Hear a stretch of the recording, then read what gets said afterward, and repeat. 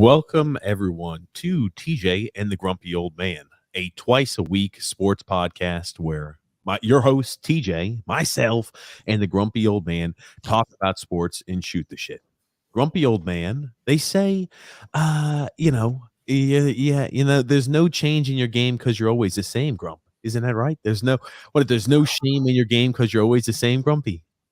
You're embarrassing yourself right now, as usual.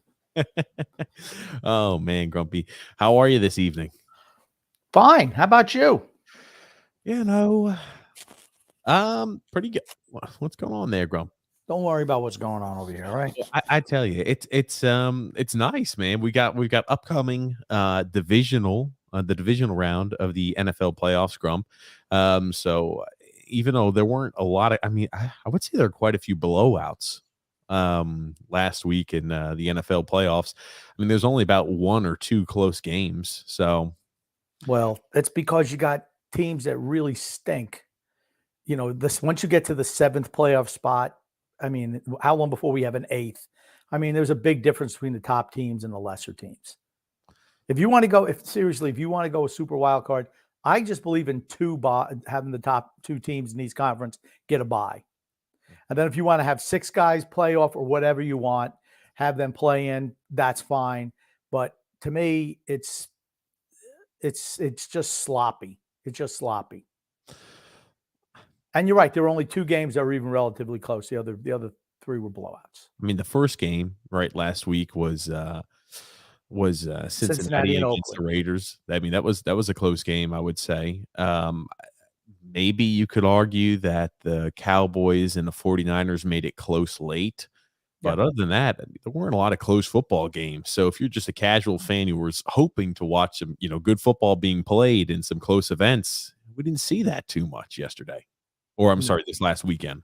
Yeah, you had Buffalo just blow out New England. Tampa Bay manhandled the Eagles. Kansas City rolled over Pittsburgh, like we expected, of course.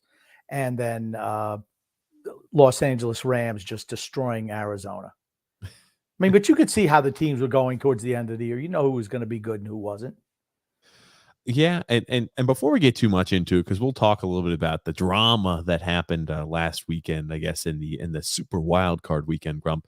I do want to let you know that if you're new to this podcast, first off, we invite you to stick around a while, subscribe on YouTube, like on Facebook, and follow on Twitter.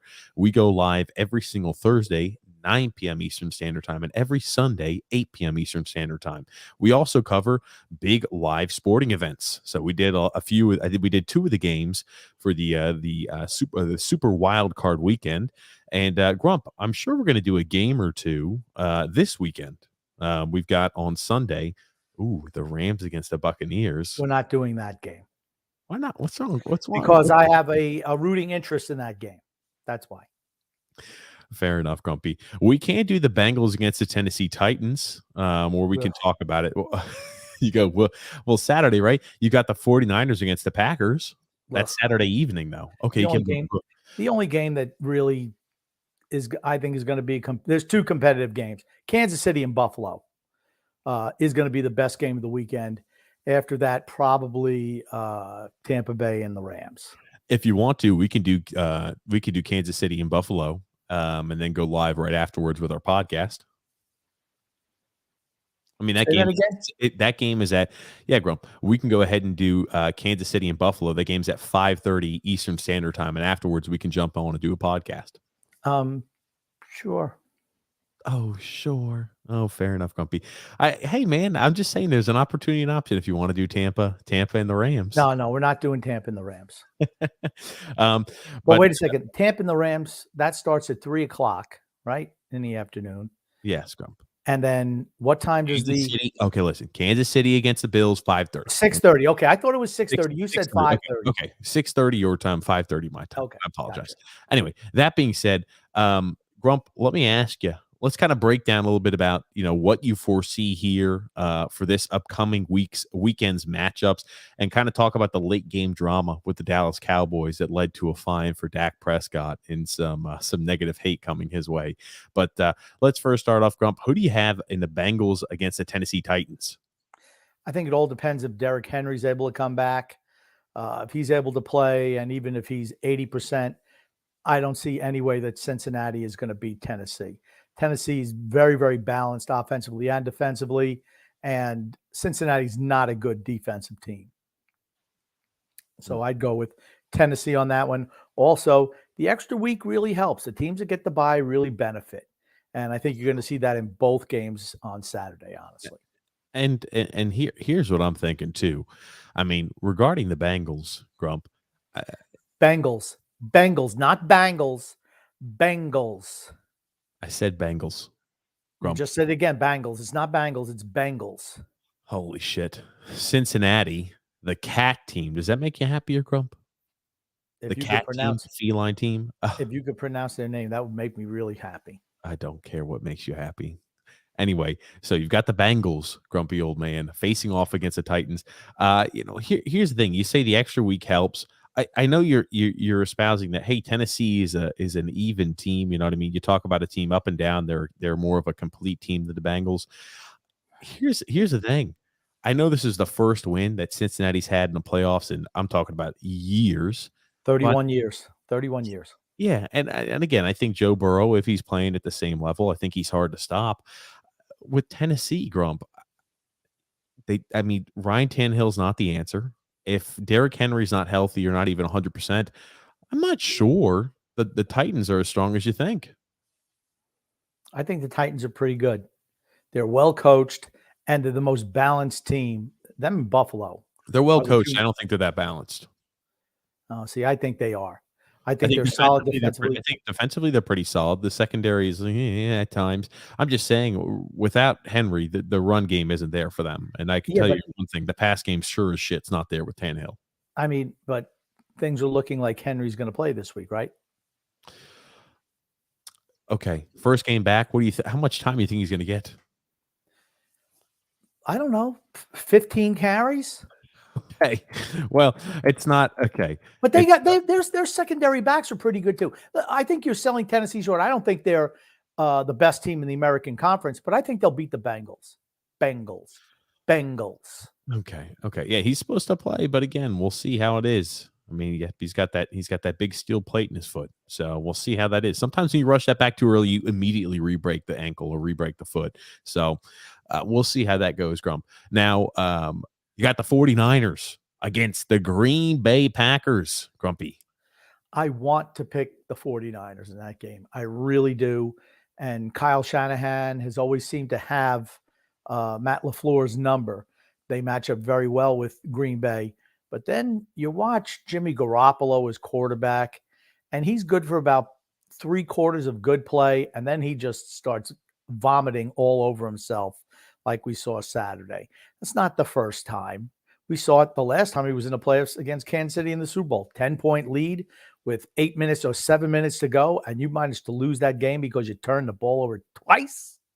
I'm sorry. I can't. And they have a lot of injuries too. That's the one thing you saw coming out of last week's game. Certain teams really got a bunch of injuries that I think going to have a direct impact on this game. For San Francisco, Nick Bosa. Is it Nick Bosa? Yeah. Or Joey. I don't know which is which. Joey's for the Chargers. Okay. So Nick Bosa, had that concussion. I don't know if he's going to be able to play. Fred Warner, linebacker for them, who's Mr. Everything for them defensively. Also picked up an injury. He was able to come back against Dallas at the end, but he's not going to be 100%. Where Green Bay is getting back Jar Alexander. They're getting back their left tackle, David Bakhtiari. Yeah. Bakhtiari, that's it. I'm sorry. Here's the thing. Nick Bosa, they said he's questionable, but optimistic he's going to play. Same thing with Aubrey Thomas. So, I mean, you're getting those players back. I think it's going to be a little bit more of a healthy crew than you believe there for the 49ers. But you're right. The biggest issue is Jimmy Garoppolo. Man, oh man, does he suck. And apparently he's dealing with an injury, so that's maybe why his play's been affected. I don't know. He made that game single-handedly closer than it should have been against the Dallas Cowboys. I mean, Dallas looked down and out, and you look at that interception he threw as they had, a two-score lead. He threw that ill-advised interception, giving them about 20 yards. All the Dallas Cowboys needed to score a touchdown, and you just think to yourself, if they were playing a better team, that play right there would have single-handedly cost them the game. and then he misses Brandon Ayuk, who's wide open. I mean, nobody within 15 yards overthrows him. It's what he does in his career. He like I said, give him a chance to shit the bed, he will. But I'd love to pick San Francisco in that game. In all good conscience, I just can't. I think, yeah. Even I think it's going to be the Green Bay Packers. I don't think defensively they're fantastic, but you look at that offense, it's unbelievable. Now, it's funny, right? You talk about how it seems like Shanahan always happens to have LaFleur's number. Now, did you know back in 2013, before the Washington Redskins at the time period hired Jay Gruden as their head coach, they had Kyle Shanahan, Matt LaFleur, and Sean McVay all as position coaches or offensive coordinators on this team. So 3 of the coaches that are going to be coaching this weekend in the divisional playoff round all were part of the Washington Redskins staff. And they happen to have none of those coaches. Now, of course, they were a lot younger back then, but you could say they certainly picked the wrong guy off of that staff to become the head man. Oh, for certain. I mean, you look at this. Kyle Shanahan has done a fantastic job there in San Francisco. Matt LaFleur has done a good job there in Green Bay. And Sean McVay's done a fantastic job in Los Angeles with the Rams. All 3 of those coaches, you could say, have extremely bright futures, and the teams that they're coaching right now have really excelled over the last few years. And the Washington football team right now Ron Rivera is not a bad coach, but they definitely did go ahead and make the wrong decision. You always look back and you say, oh wow, look how loaded that Redskins team was with coaching staff wise. But Ron Rivera's been there for what, 2 years? I mean, those guys already had head coaching jobs by then.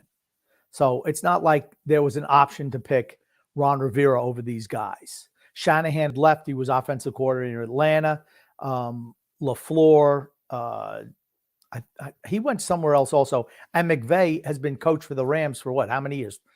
At least since what, 2017, 2016? Ron Rivera wasn't even a thought at that point in time. He was coaching for the Panthers. Like I said, I mean, these guys were really young at the time. So I said it's a little bit disingenuous. That's all I'm saying. I'm just, okay. What Schefter's trying to say is they could have hired one of these guys instead of Jay Gruden, is what they're saying. Yeah, I mean, Jay Gruden's not good. Yeah, okay, but these guys were like in their late 20s at the time. I mean, they were not ready for a head coaching gig at that time. Fair enough, Grump. I thought you would enjoy that little tidbit because it's one of those things I'm like, I didn't know that. So I figured I'd pop it up. Alexander saying, good evening, my guys. What's up, Alexander? Trust me, Grump, we'll get to the Sunday games, but I want to go through some comments. And Alexander saying, Grump taking no nonsense tonight. It's got to be like that. You can't, TJ's one of those guys. You can't give him an inch because he tries to take a mile on. You got to crack down on him right away when he starts screwing up. I tell you, Grumpy. I tell you, you're something else. Tony Cheese saying, how do I know it's a podcast tonight? Retweets by the podcast Twitter page up the yin yang. I'm trying to clean up my language. Yeah, I do that. And don't do Tampa. Grumpy's emotional about Tom Brady, the sun kisser in the mouth. It's true. We cannot do that game. Oh, man. I can't do that game. I pace around when and I can watch any other football except any time that Tom Brady's playing. I'm pacing. I'm yelling at the TV. It's not pretty. And then we've got here Alexander saying it will be Buffalo against Tennessee in the AFC Championship game. I agree. I think Buffalo's team to beat right now. Tony G saying, yeah, I also think TJ says rough instead of roof. No, I say roof, not rough. Nick D says, hey, TJ Grumpy, how are you guys doing? This is my first time checking out this podcast. Welcome, Nick D. I think hopefully you'll enjoy it. And he says Columbus up 2-1, 7 minutes and 20 seconds left in the third period. Playing the Flyers, those losers. Tony G says, there's only one rule for this podcast, no Josh Bailey references. And Grumpy will always find a way. He always does. No, I do not. No, I don't. Oh, he does. Not true. Does. No, not true. And then Nick D says, are you guys going live tomorrow during the Coyotes game? Yes, we are. Yes. We're going live during the Coyotes game. Warzone Senior Sister says, Grumpy, I challenge you to name an NHL coach more overrated than Trotz. We'll go to another comment and I'll think on that for a second if that's okay. John P says, hello, gentlemen. Dealing with a little COVID outbreak at the moment. I'm fully vaccinated, boosted. I'll live. Well, hopefully you bounce back, John. Hopefully it's not too bad. Oh, yeah. Hopefully you're not sick. And if you are just a little bit of sick, get a couple days. Well, I think he's probably on break now. Well, maybe not. maybe school's back in session. But hope you're feeling better, John. Lefebvre N saying, I'm here. What are we talking about? Talking about the NFL playoffs. We're talking about what to see and what we expect this weekend. We're talking about new rules in baseball that we'll be talking about here upcoming. That you talk about automation coming forward here in the future. John P says, Bengal. I don't know. There's no bang in there. That much I can tell you. There's no Bangles. Bangles. No. Mike Babcock, John. He's not coaching, so that's why I was going to say either one of those two guys, but they're not coaching right now. That's what I think about it. You know what? I'm going to say Mike Meow. Jesus Christ, he doesn't have any damn pull. But let's get back, Grumpy, and talking about the remaining matchups for Sunday. Now, we'll be doing the Buffalo Bills and the Kansas City Chiefs game. We'll be covering that live 6:30 Eastern Standard Time. But we've got the Rams against the Tampa Bay Buccaneers on Sunday afternoon, Grumpy. Who do you think is going to be coming out victorious? It pains me to say this, but I think the Rams are going to beat Tampa Bay and pretty handily. They're healthy. Tampa Bay is extremely banged up. They have been for the whole second half of the season. They're down 3 wide receivers. They're starting to get some guys back defensively. They made I always love when the broadcasters start talking about, you know what? They've had guys healthy, but Bruce Arians said, as long as he got Tom Brady and a healthy offensive line, we're going to be able to put up points and we'll be competitive every game. And then within the next, 3 minutes, they lost 2 offensive linemen. Their starting center, Ryan Jensen, who's been outstanding for them, and their all-pro right tackle, Tristan Wirfs. I think hold on. Stop. Jensen came back in the game and played the rest of the game. He's fine. And Wirfs has a high ankle sprain. I remember calling you up during the game. I said, it looks like a high ankle sprain. Yeah, high ankle sprains are really, really tough to come back from. Low ankle sprain is one thing. That's what Jensen has. High ankle sprain is something totally different. I know. It depends. It depends how tough you are. Okay. So if he doesn't come back from a high ankle sprain, he's not tough. Is that what you're saying? No, you just give the other. I think you get a hangnail, you have to miss a podcast. Is that how it works, Grumpy? Pretty much. Now here's the thing. The Rams do have injuries. Whitworth, he went out for a snap, came back in and didn't play at all in the second half for the Rams. He has scans. They don't know if he's going to be eligible to play. They lost their safety where they had to hire off the street, Eric Weddle. I mean, they've got injuries too, Grumpy old man. You talk about David Long in the corner. His knee's kind of banged up. They don't know if he's going to be able to play. So, you're talking about injuries. A lot of teams have injuries, man, at this time period. And that's why we always say the team that's healthiest wins. But you're picking the Rams. Is that correct? Yeah, I'm picking the Rams by 10. It won't be that close. Here's the thing. Tampa Bay doesn't match up with the Rams. They have the recipe that can give Tom Brady trouble. They can rush and get pressure with 4 guys. And they can drop 7 into coverage. And that gives them a hard time. And like I said, without all the weapons that Brady has, it's going to be difficult. Yes, you mentioned that for me, the biggest weakness of the Rams right now is their safety group. Both of their starters are out. They had to sign Eric Weddle off the street after being retired for 2 years. I don't know how that's going to pan out. But for me, and also for Tampa, Leonard Fournette, even if he does come back, no one knows how healthy he's going to be. Like I said, they've got a myriad of injuries. I think they're the most talented team when healthy in the NFC, but that's just not the case right now. And even the great Tom Brady is going to struggle to get them through. One more advantage that Tampa has, West Coast traveling east. That's usually a harbinger of bad things for the West Coast team, but the game is at 3:00 in the afternoon. Oh, God. I swear to God, anytime I let you talk about your team, Grumpy, you never stop. You could talk. I'm just giving information. 60 minutes straight. You give information like you've got an in-depth report, and you give me a 10-minute long essay and dissertation. Like, I bet if you time that, it was maybe a minute and a half if you time it. Oh my God! And you go. I hate it. I hate it, Grumpy. All I'm going to say is this. Tom Brady has won 9 straight divisional matchups, or the 9 straight divisional round playoff appearances in a row. So, he's going for number 10 in a row. Yeah, injuries are on both sides. It's going to be a home game for Tampa. Both teams are a little banged up. And here's the thing, Matt Stafford, I know he played well last week. He didn't play well down the stretch. That Tampa defense is nothing to be, scoffed at. That's a good defense. And you're right. The team from the West Coast is traveling to play Tampa on that early slot. At least it's not a 12 o'clock spot, but that's going to be, it usually is tough for those type of teams. I don't know, Grumpy. I'm going to go odd. I think the Tampa Bay Buccaneers, right? I'm going to go with the Tampa Bay Buccaneers. And now let's look at the Kansas City Chiefs against the Buffalo Bills. We'll be covering that game live on the channel, Grump. But I'll let you take first stab at who you think is going to win that game. I think Buffalo's going to win that game, and easily. What? I just think Easily? first of all, I don't think Kansas City's that good. I've continually said that. Buffalo destroyed them in Kansas City earlier this year. I think the score was 34. I think it was 34-16, and that game wasn't even that close. Kansas City. Early in the season? I'm going to ask you again. How early in the season? Fourth week of the season. Okay, hold on. So when they were struggling, when Kansas City started off 2-3, you're going to use that as to say that's the same exact team we're going to see now? It's a matchup thing once again. I just think Buffalo is just too good, and Josh Allen is too good for Kansas City. Wow.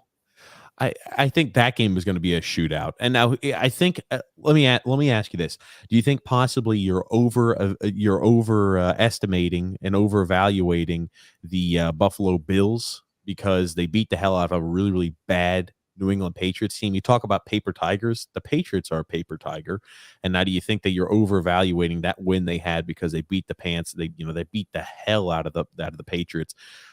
Kansas City is a team that's been there, done that. They've been very successful. Kansas City beat the Buffalo Bills, if I recall correctly, last year in the playoffs too, right? That's exactly right. And what happened? Buffalo made sure every move that they made last offseason was geared towards beating Kansas City because they viewed Kansas City as the team to beat. And it's worked. I mean, like I said. What? How do you say it's worked? They throttled them earlier in the year. Just throttled them. Okay. You want to just dismiss it? That's fine. Dismiss it. I want to bring up a point. It's like saying a team in college football lost the first week of the season, and if they play the same team in a bowl game, you're expecting the same result. All I'm saying is teams change drastically from week 1, 2, or 3, or week 4 when they played the Buffalo Bills. Teams change a lot over the next 20 weeks. What? It's been 20 weeks since they last played the Buffalo Bills? It's not been 20 weeks. It's not been 20 weeks. It's not been 20 weeks. What has it been? You know how to count. Has it been 17, 18 weeks? There's 18 weeks in the season. What are they playing? Week 4? Okay, there's 14 weeks right there with the season. They took the bye week and they just had the playoff round. It's been 16 weeks since they last played them. There was no bye week. There's a bye week in the NFL. There's 18 weeks in the regular season. 14, maybe tops 16 weeks ago. Tops. Okay, so when I said 20. Why don't you say they played them 3 years ago? They played him 16 weeks ago. They played him 4 months ago. Yeah. So, go ahead. You pick Kansas City? Good. I like that. This way I'll be right on everything because everything you pick turns out to be wrong. This way I know my pick is right. I've got the Bengals. You've got the Titans. Now, you pick Green Bay. I pick Green Bay. You pick the Rams. I pick the Bucks. You pick the Bills. I pick the Chiefs. That's fine. Yeah. We only have one that we agreed on so far, Grump. So we'll see. We'll see who's. That's the one I guarantee that San Francisco wins now. Now, because I picked San Francisco, you feel like it's a guarantee. You pick Green Bay. I'm sorry, because I picked Green Bay. You feel like San Francisco is going to win now? Yeah. So I'm questioning my pick now. Oh, Jesus, man! I tell you, you're something else, man. You're something else. Here's the item I think about Kansas City. When the game's big, and I think they're a team that when the game's big and the moment's big, they could turn it on. I really do believe that. I think just to say, hey, the Bills beat the hell out of Kansas City earlier on in the year, and that's going to be a harbinger for what we see on Sunday. I just think you're leaving out again how things change throughout the season. Kansas City was not playing good football earlier on in the year. They look good. They look good against Pittsburgh's bad, but they look good against Pittsburgh too. Yeah, Pittsburgh's bad. They shouldn't even have qualified for the playoffs. That's right. Adding an extra team. Look at the 2 extra teams that played last week, the garbage teams, right? You're talking about the Arizona. The Philadelphia freaking Eagles and the Pittsburgh Steelers. They both suck. Neither one of them deserved to make the playoffs. They were terrible. And it showed up on the scoreboard. So Fair enough. I don't disagree with you on that portion, but I'm going to go with the Kansas City Chiefs, Grumpy. I'm just going to, hey, man, I think Patrick Mahomes and that offense, when need be, they could really fight. It's a home game for the Chiefs, too. It's an Arrowhead. It's an Arrowhead Stadium. I think that means something, too. Yeah, Buffalo's game travels, though. They're a really good defensive team. That's the difference. Their defense is really good, and Kansas City's defense sucks. That's the difference between the two teams. Do you think that Kansas City's offense will overpower that Buffalo defense? No way. No way. Really? So what are you expecting that score to be? Let's just play the game. I think it's going to be a close game. I think it's going to be a high scoring game. You put way too much value in that Buffalo defense. Yeah, I get it. The numbers look good. They played Miami twice. They played the Patriots twice. I look at the teams They beat the living shit out of the Chiefs. Yeah. So I do look at that. I do look at that. Yes. You're right. I look at past performance to dictate what's going to happen in the future. I absolutely do. Look at this. I'm just saying, I want you to do a homework assignment, Grumpy. I want you to take a look at the Bills schedule. I don't go to school anymore. I don't do homework anymore. All I want you to say is like you're boasting about how great the Buffalo Bills defense is. Yeah, they played the Dolphins twice. They played the Texans this year. Look at all the teams that they played. All these teams that they hold the very low scoring games are all teams with losing records. Except the Chiefs, right? Except the Chiefs. Yeah, they lost. Yeah, they beat the Chiefs by 18 on the 5th week of the season. Oh, so it wasn't the 4th. It was the 5th week of the season. Yeah, so we weren't sure. So it's less sure. Okay, right. Just to make sure. Now we are. All I'm saying is this. Their whole off season and rebuild for this off season, everything they did was to come in and beat Kansas City. That's what their whole off season was about. Now we get to see if it pays off. I think it will. I'm just saying, I think the defensive stats are inflated. You play the Jets twice, you play the Dolphins twice, and you play the Patriots twice. All three of those teams are not great offensively. Bottom line, just what it is. So when you're playing 6 games against teams that offensively aren't great, those numbers are going to look a little inflated on the defensive side of the ball. And not to mention, you throw in teams like, we play the Panthers, we play the Falcons, we play a lot of the teams that are celebrating, we play the Jags. I mean, we play the Texans. I don't know, Grumpy. I'm just saying they played a lot of weak competition. You play 4 of those teams are so 10 of those games you're playing against bottom level teams. All I'm going to say is this. If the Buffalo Bills don't beat the Chiefs, would you consider this season a failure for them? Yes, because for me, it's Super Bowl or bust for them this year. Okay. Well, fair enough, Grumpy. Thanks for that. I think they also led the league in point differential. That's pretty good. Tony Cheese says, how does David Attenborough pronounce Bengal? He says Bengal. The Bengal Tiger. The Bengal Tiger. Not Bangle. Not Bengal. Bengal. Laverve N says here, thanks for responding. And if the Rams can rush, Brady's in trouble. True. With 4. Like I said, the fact that they have so many injuries at the wide receiver spots, I think that's the biggest issue for them, as well as the offensive line. If the offensive line holds up and you give Brady time, he's going to pick you apart. Otherwise, no. I mean, they played earlier this year also, and last year too, and that's why I'm picking the Rams. They're not a good matchup for Tampa, and they proved it last year and this year as well. So, I mean, that's just my way of thinking on that. Jeff E said, do you guys ever attend many or any of the Islanders games during the season, or just watch, cheer, and criticize from afar? I'm afar, so I do everything from afar, and I think Grumpy is afar too. Yes, I criticize in particular from afar. Warzone. Oops, getting political again. Warzone. Come on, no political stuff.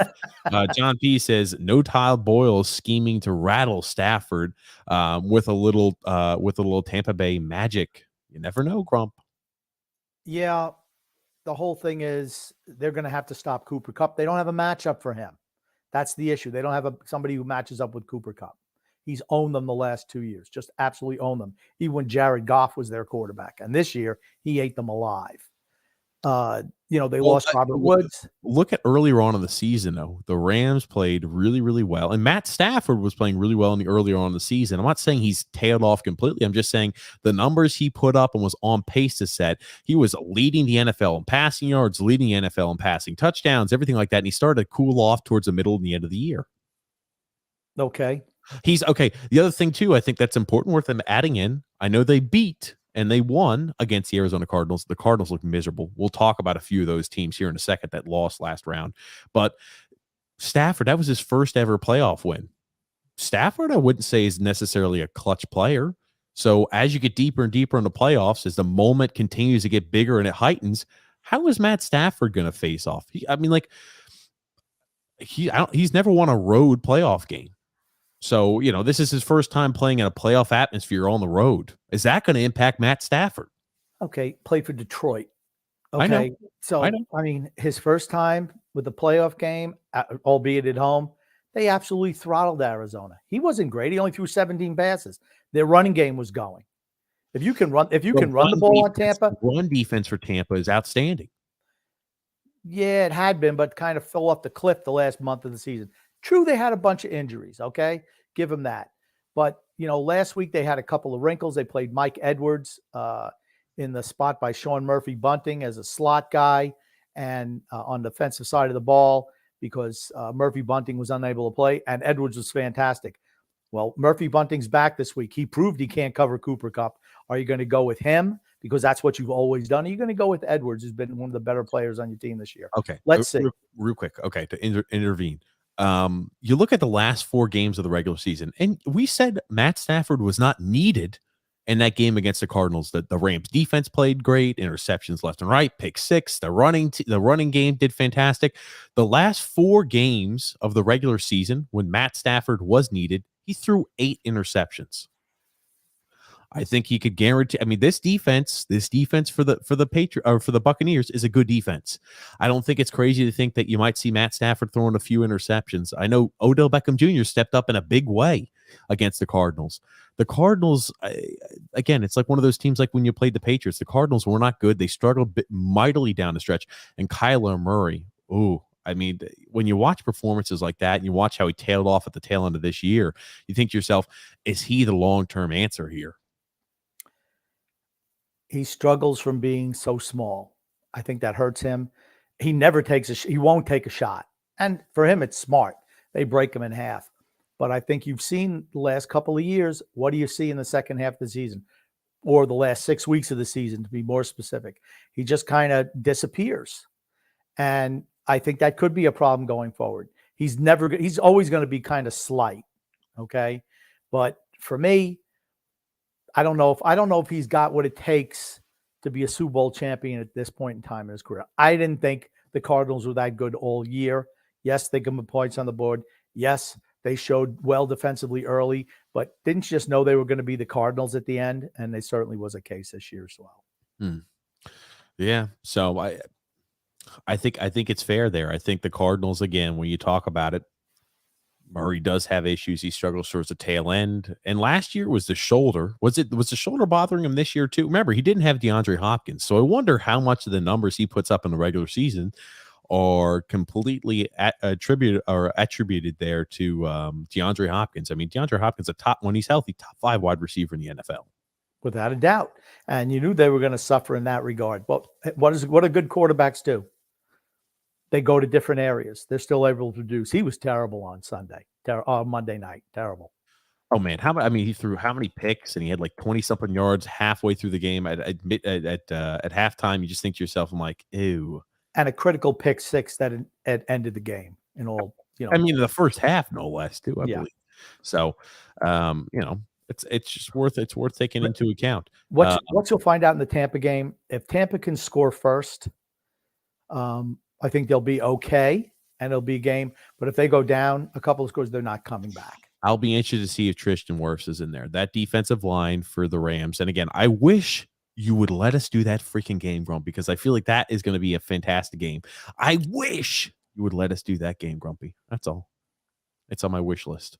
But moving right along here, Laverve N says Green Bay is the best team in the NFC, but yes, the Buccaneers. Kansas City wins. Damn, Grumpy. And Andy Reid is an offensive genius, Grump.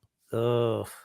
Can't manage the clock. 28-21, Kansas City. Yeah, I don't see that. I'm sorry. I just think Buffalo has really got it together right now.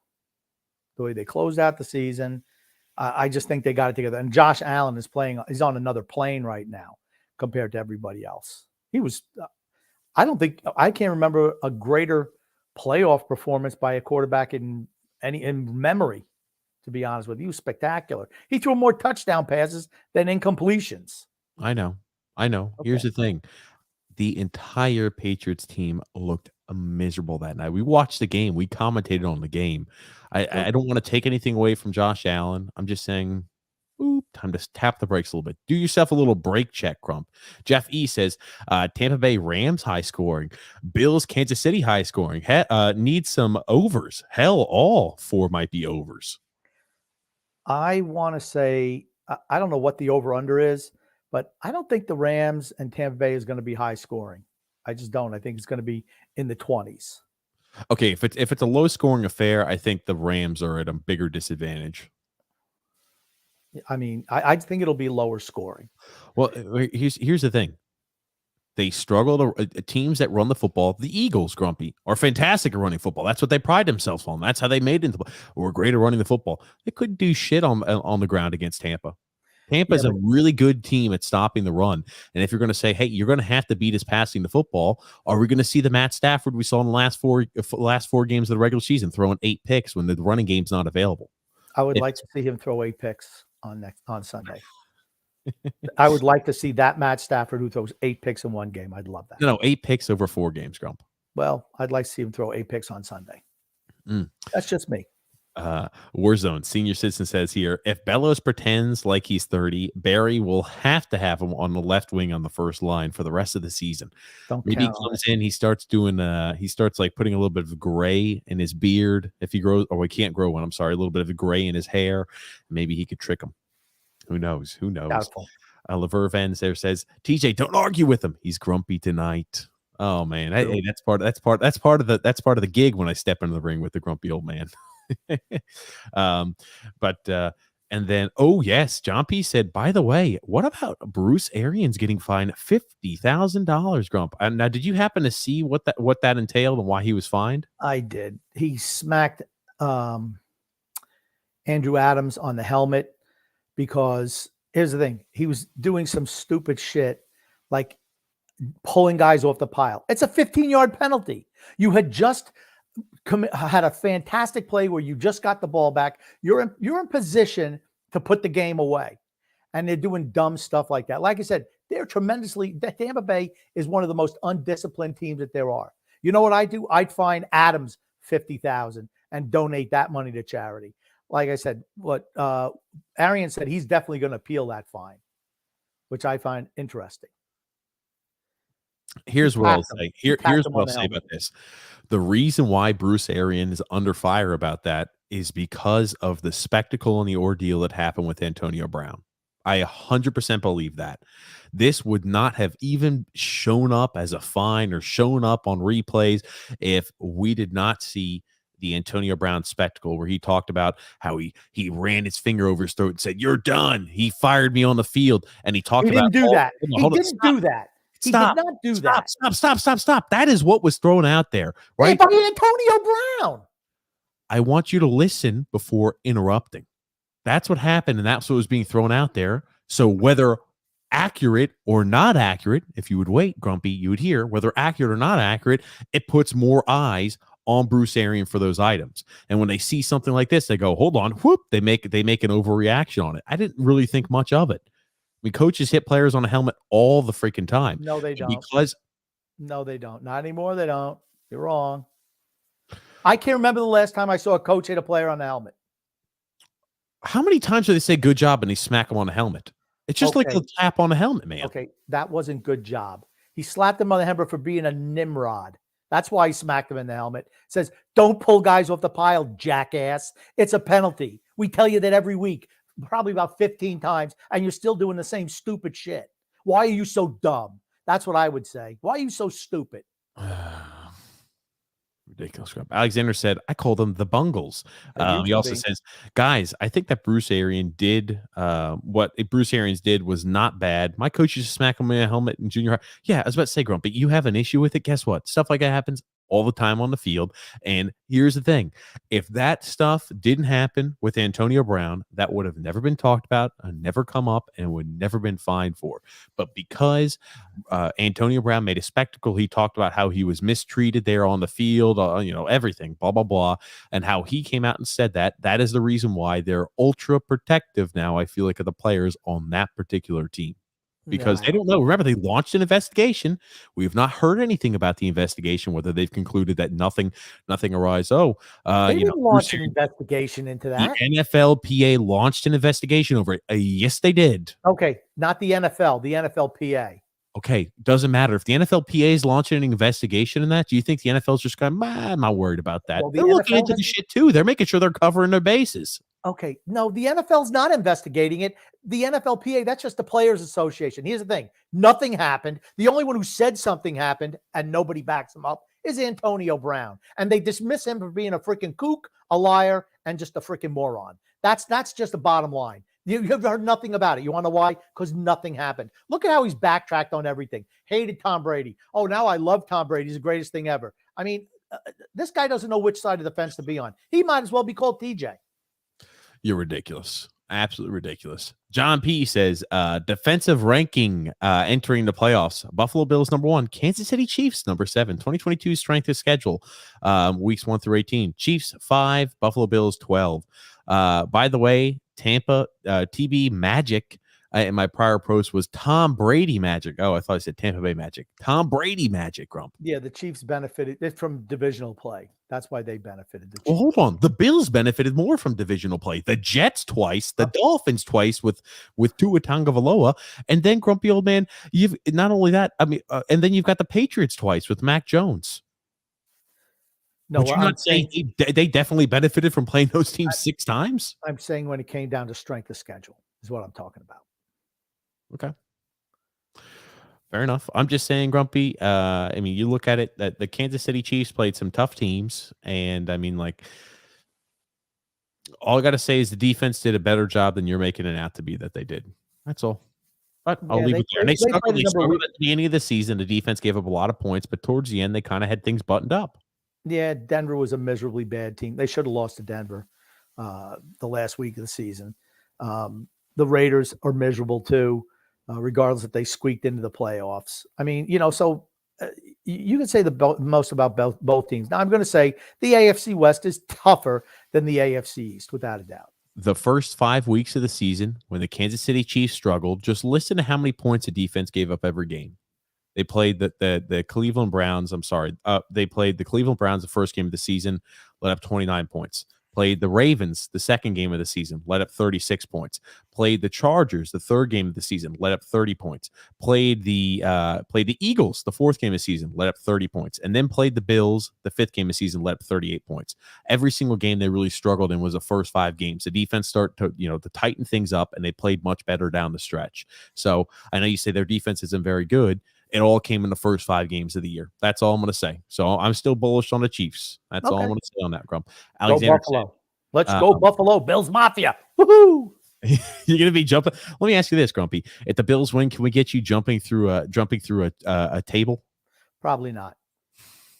We can go ahead and put you on a ladder and send you down, Grumpy. Maybe we could go ahead and put you on like one of those like cranes or like a guided assist. A crane. I'd have to get up on a crane. You don't think I could jump off the top of a van? I could. I'm just saying, so it's easier. So you like guide them down, and we'll put like a prop on it. So like you'll go down slowly and you'll hit it, but it'll be already pre-broken. How about I power bomb you through a table? I think that'd be fun to watch. Alexander says there are reports stating that the Patriots may move on from Mac Jones. No, not happening. Okay, here's a scenario that was put out. Excuse me. Let's say Deshaun Watson becomes available. Would you trade a first-round draft pick and Mac Jones for Deshaun Watson? The answer is yes to that, but that's never happening. You've just invested in this guy, and I thought he played okay this year. Is he the greatest athlete? No. Does he have the strongest arm? No. But he seems like he's pretty smart out there. He's able to hit targets. I mean, you could do a lot worse than Mac Jones. Is he Tom Brady? No, he's not. Is he a top 10 quarterback in the league? No, he's not. But you can win with Mac Jones. Frank K saying here, I get the vibe Green Bay is winning it all. I can see Rodgers sticking it to the NFL for giving him a silent treatment, trying to silence him due to the vac status. The Braves stuck it to the MLB going woke, and moving the All-Star game to Colorado. So maybe he does have a little bit of an extra chip on his shoulder. I mean, you look at the Braves had a little bit of a chip on their shoulder, I think, and paid off well for them. I wonder if maybe Green Bay is carrying a little bit, or I know Aaron Rodgers. I mean, that guy's a vindictive son of a bitch. I mean, you look at he's estranged from his family. He doesn't talk to him because of prior issues they had. I can guarantee you that the effort level I think you're going to see out of Aaron Rodgers is going to be unbelievable this upcoming stretch. I don't know. He just finds ways to lose big games. That's been his career, his MO. That's true. I think. See, if Tampa wasn't banged up, there's no way Green Bay beats them. No way. But with the injuries Tampa has, I mean, I think everything plays out well for Green Bay. The injuries at San Francisco, Jimmy Garoppolo is San Francisco's quarterback. But would it surprise me? Would I be stunned if San Francisco beat them? No, I would not. But I'm still thinking Green Bay is going to win.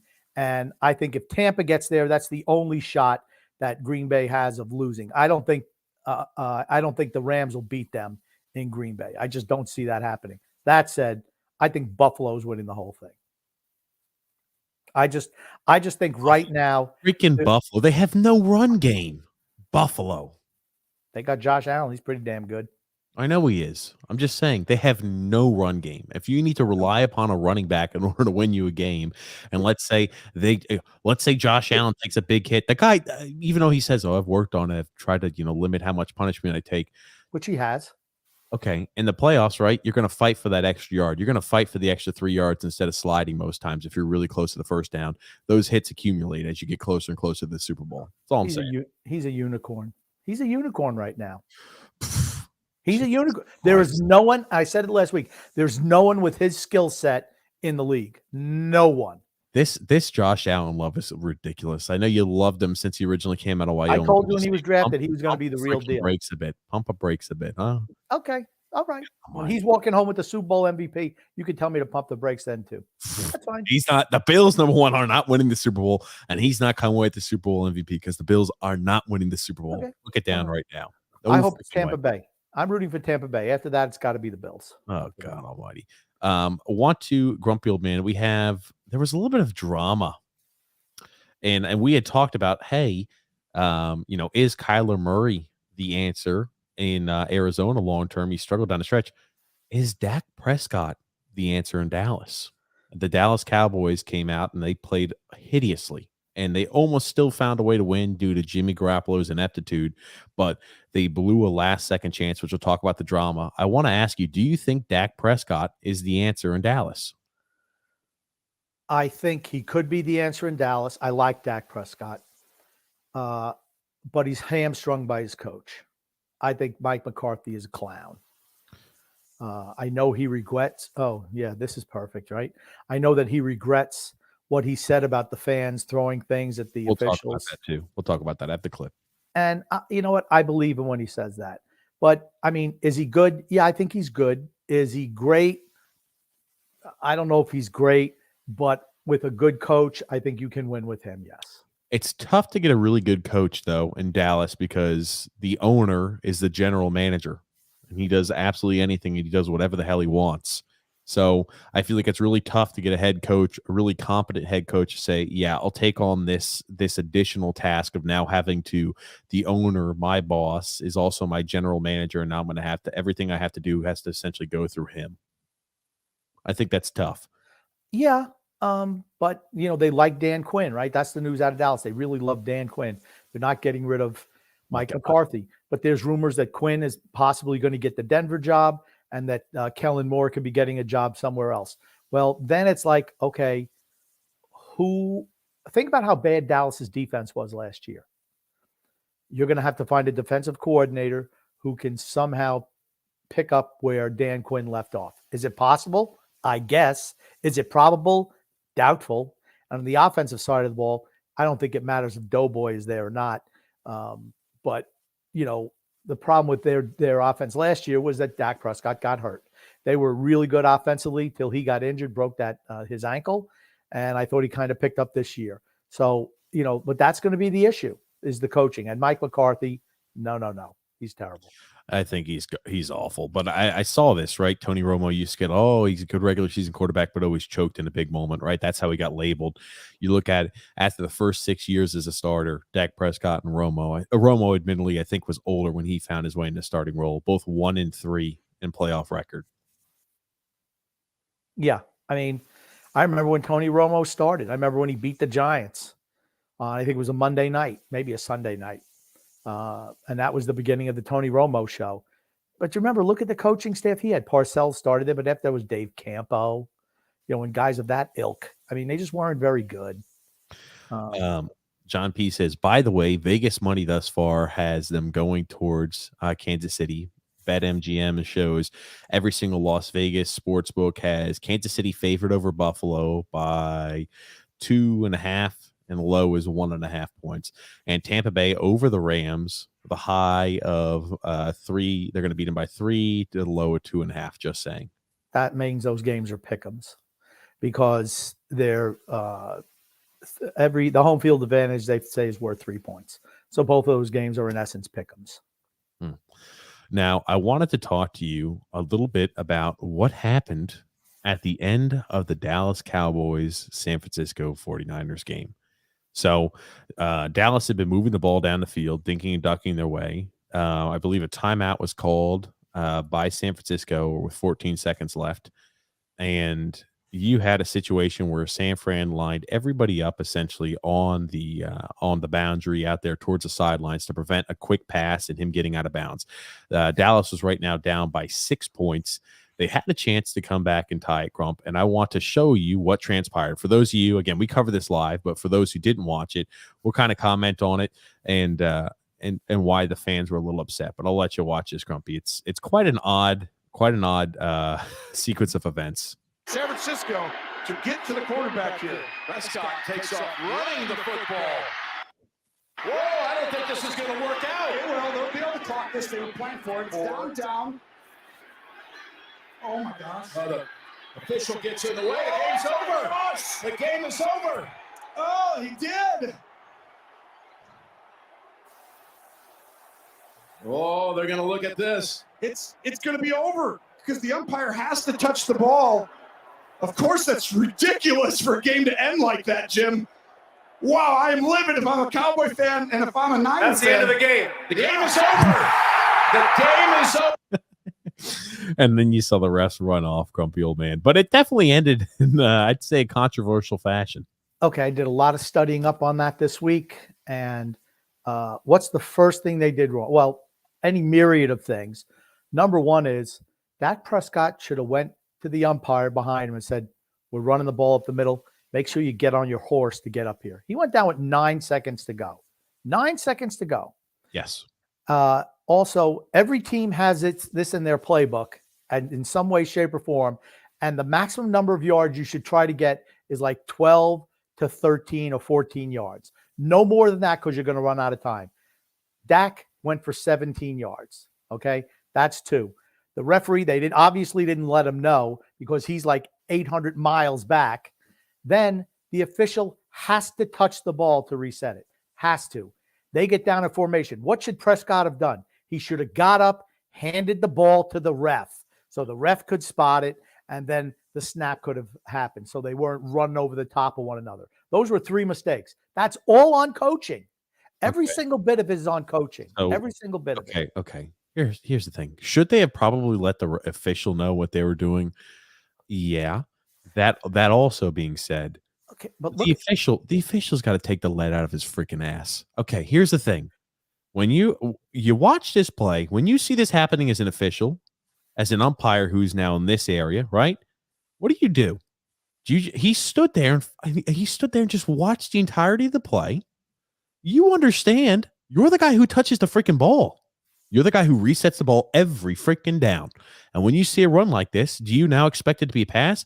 You could be making your way and migrating towards this play, right? It was designed to where, hey, he went too long. Dak Prescott ran the ball too long. I agree with that. He should have gone ahead and slid earlier. But the ref didn't start moving until he was well on the ground. And even 9 seconds, it took him 5 seconds to travel about 20 yards. No, he was there with 5 seconds to go. If Prescott would have just handed him the ball, he could have spotted and they could have snapped and got one more play. First of all, I thought the play was idiotic at this point in time. You throw another short outside pass, so you give yourself 2 shots at the end zone. That's all you needed to do, was have 2 more shots. I didn't think the play is idiotic. The play is designed to where you can make it a shorter pass. And the play, here's the thing, right? The reason you run everybody forward like that so you could slide is so you get a spike and all the offensive line are going to be ready to go ahead and be set. And it's the same thing with the wide receivers. Everybody can be set on the ball. The only person who wasn't ready was the referee. He went too far. The ref wasn't set, wasn't ready enough. He should have gone ahead and given the ball. And look at this, right? Because he starts sliding and he should have been down. And you see the ref, the sliding motion started. Right. I would say about at the 20. I'd say at the 26. Well, when the knee hits before then, 25. Yeah. So I'd say before then, Grump. And look where they try to set up the ball. And this is why they have him set up. He tries to set up the ball well beforehand. But I do like how the ref runs into Dak Prescott. And I'm like, he gives him a little bit of a hug, and I had tried to reset it. It's one of those things that you will never forget that happened. Yeah, but isn't that Dallas? Isn't that just typical Dallas? Just making those mistakes. When Tom Landry was coach, that never would have happened. Just the cavalcade of goofballs they have in there as head coaches is what's costing them.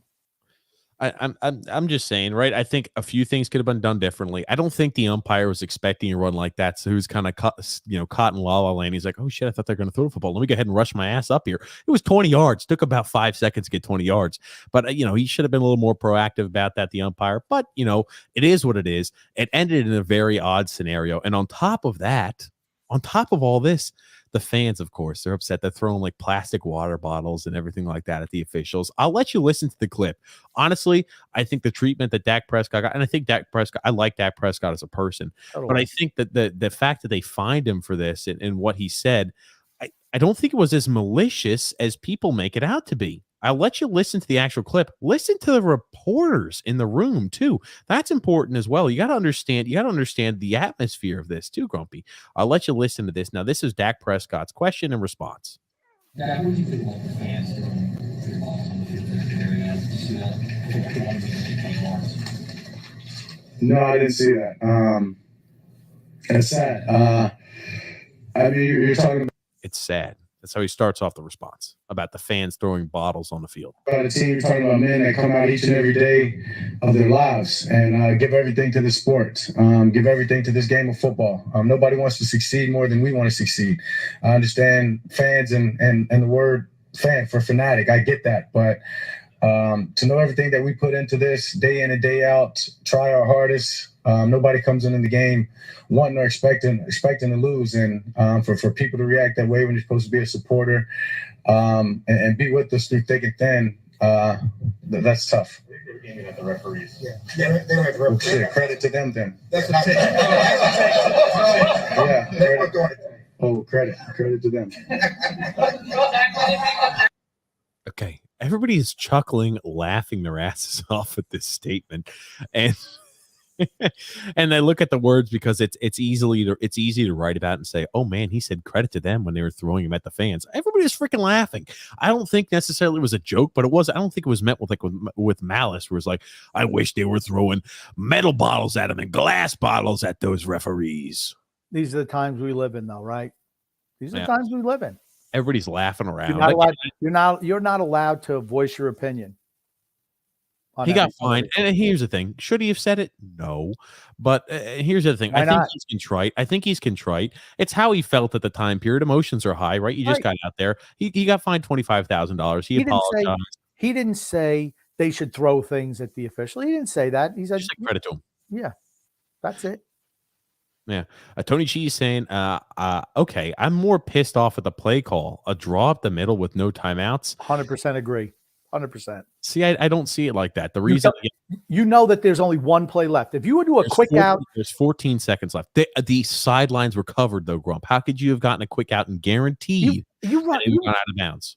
You put trips on one side. They were flat on the boundary. All you need to do is pick up 5-10 yards, give yourself 2 shots at the end zone. That's all you want. That's all you want is 2 shots at the end zone. You got none because you ran the ball and you knew the best case scenario is you get 1 play at the end zone. It was a poor play call by Dallas. Poor play call.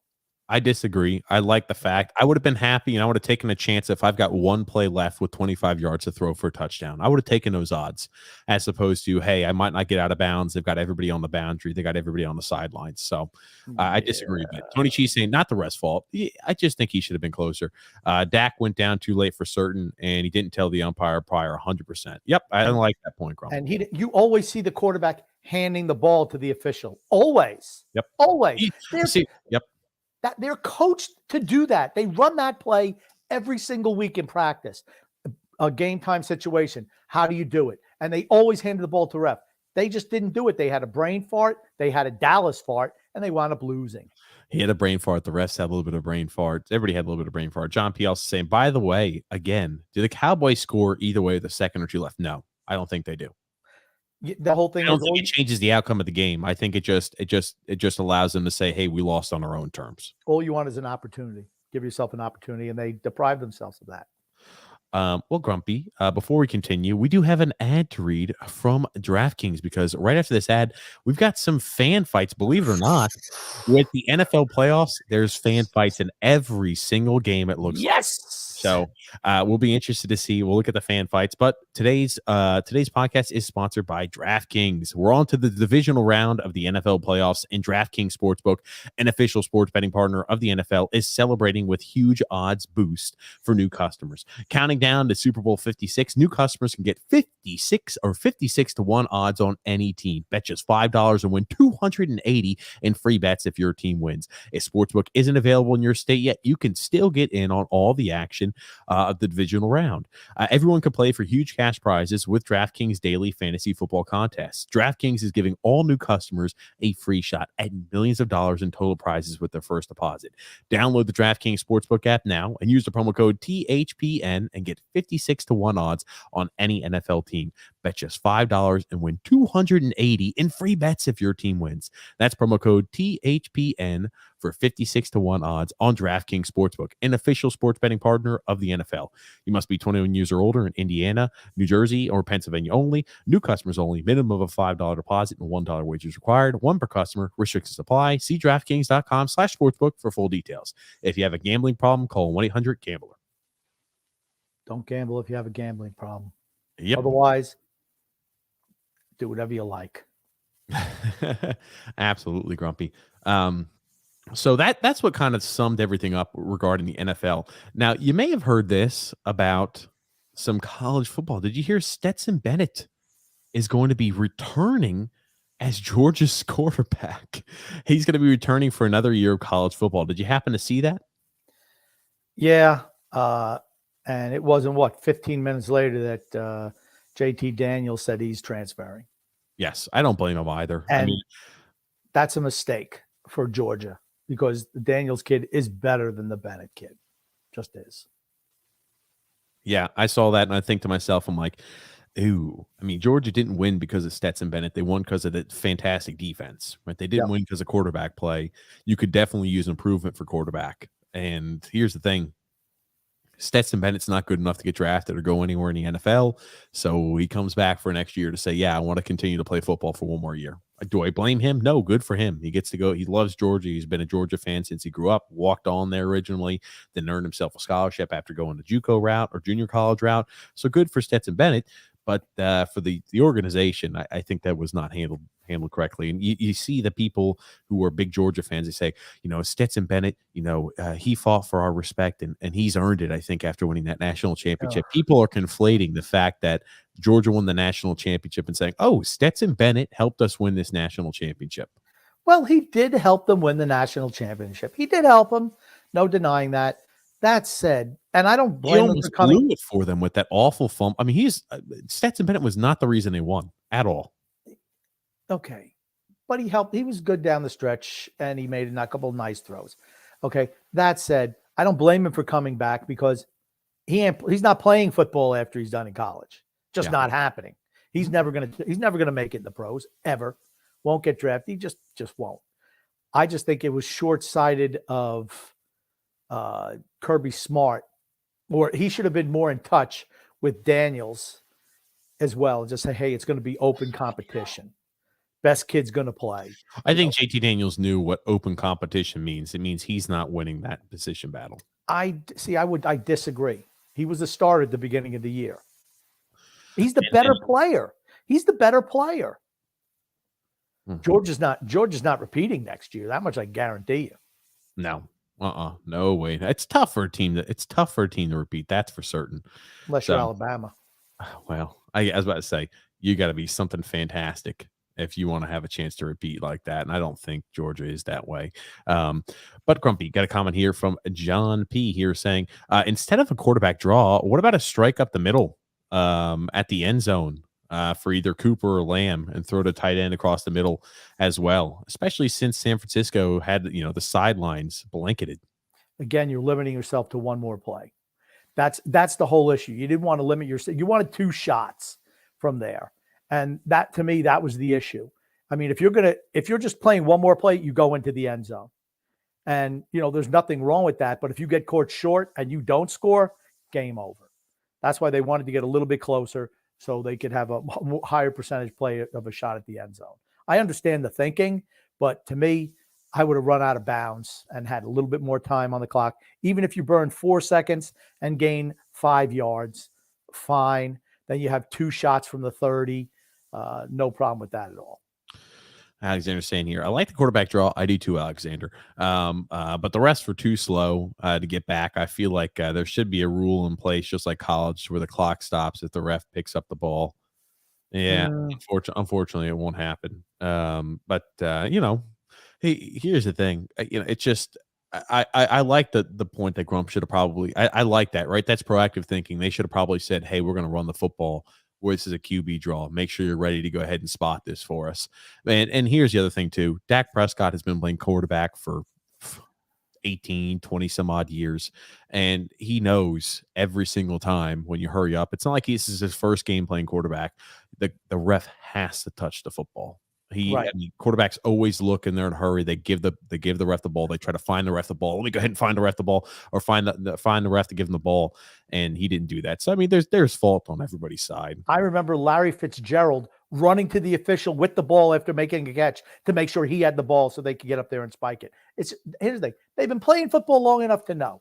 They have been. Larry Fitzgerald's a smart guy. You want to know why, Grumpy? Went to the University of Pittsburgh. That's why, Grump. John P. also saying Stetson Bennett will be back. Will be a college football announcer for some network after his senior year. I hope he does. Mm-hmm. Now, Grumpy, did you hear Stetson Bennett's interview after they won the national championship? He was drunk as hell. He was super drunk. He was sloshed. Oh man, he needs to learn. Yeah, I'm drunk. I'm not talking to the press. It was on Good Morning America. Yeah, drunk. What do you say? No thanks. I'm sorry. I'm too okay. Or here's one. Here's one. You know what? I have an interview in the morning. I'm gonna have to stop drinking. I know it's 5 o'clock in the morning, and the interview's at 7:30. But I'm just gonna keep drinking. No, he should have known. Come on. Oh man, gotta be a little smarter there, Stetson. I want to actually play it for you too, so people might not be familiar with it. I should have played this for us when it originally happened, but you could tell now. People were opining. They said, "Is it was his performance on the field better, or was his performance as he was drunkenly answering questions here in Good Morning America? Which was more impressive?" And I'll let you listen to it, Crumpy. VP Stetson Bennett is joining us live. Stetson, good morning, my friend. It's like when you just got drunk and you're hungover and you're throwing up all morning. You're like, oh my God. Oh man. And how you feeling this morning after that incredible performance? His head's bobbing back and forth. He could barely keep his eyes. It's not even bobbing back and forth. His neck isn't strong enough to hold it. Performance last night. Have you had a chance to get any sleep? What? Yeah, a few hours. Not many. I've been wondering about. No, not many. Here's the thing. Like, I'm sure they knew ahead of time. He's like, because it's not like, hey, we just bring him in. They talk him beforehand to get him ready. They'll be like, oh my God, Stetson Bennett is hammered drunk. Please carry him through this conversation. Make sure the questions are easy. Well, you're going to have plenty of time to sleep. Congratulations. And what a story. Not just the Bulldogs, but you. I mean, you start your career there at Georgia. You're a walk-on. You transfer to a junior college. You come back to Georgia. You know, so many people overlooked you. What have you learned about yourself during this journey? I can only drink so much. I can only drink. My alcohol tolerance is not as much as I should have, even though I was told beforehand by coach, don't be too hammered drunk for the Good Morning America interview. This is going to be, you know, this is your spotlight or time in the spotlight on national stage. Don't be too hammered drunk the night before. I didn't listen to him. I had an extra bottle or two, an extra fifth of alcohol. Well, you know, I think I always had a pretty conscious view about myself. I think I learned that life's hard. You know, you got to work for what you want. You know, you got to bet on yourself, just like, you know, all you guys, and just like Michael and, you know, everybody here, everybody who's ever been successful, you got to bet on yourself. You know, and other people might put in some, you know, change on the odds, but, you know, that never really matters. You got to work hard, love the people who's around you. They got to love you, and bet on yourself. Honestly, though, man, you could tell he was hammered drunk. The actual answer to the question wasn't that bad. For how drunk he was, man, the answer was good. Really? He was mumbling and bumbling and stuff, rumbling, bumbling, stumbling. I mean, it was terrible. I take back that he's going to be an announcer. I take it back. No, he's hammered drunk. He's fine. Come on. And then he's fine. I mean, he's young. He's young, man. Of course, he's going to show up bombed. But I mean, like a little bit of discretion, man. I mean, like, yeah. Kid gracious. Alexander saying, just like if Prescott scores, everyone will praise Garrett and Moore. And it's like, no. I like Dak Prescott. John P saying he's 23 years old, just won the national championship. Of course, he was bombed. Oh yeah, yeah. What was Alexander's previous comment? What do you mean? No, there was another one after that. So I think he said he's struggling. He is struggling. Yeah. Oh my God, yeah, he doesn't care about the team's struggles. I could care less about the team's struggles. Tony G saying this is better than Frost Nixon. Very good. Oh my God, yeah, that freeze frame, yeah, it wasn't there.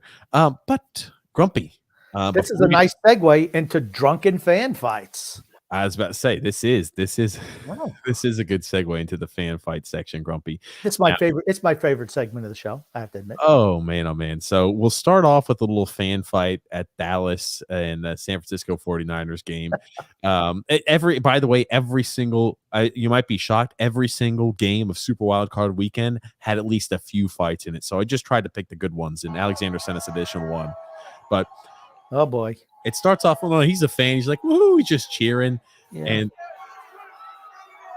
oh, look at him. He's had some liquid reinforcement. Oh, he's fine. He's not the one fighting, bro.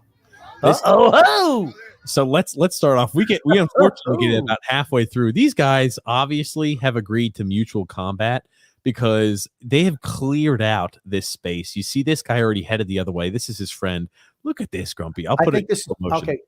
I think this is post game because you see a lot of empty stands there. So I think this was after the game, and probably I'm going to say Kittle. He was maybe rubbing it in on Mr. White Shirt here. And he's a Dallas fan. Yeah, Dallas fan, obviously, and I think he just missed that punch. But yeah, let's roll it from there. Okay, Grumpy. Yeah, well, you could tell the game's not over because there's still the team's still out there on the field. So the game's not over. This happened during the game. Okay, maybe.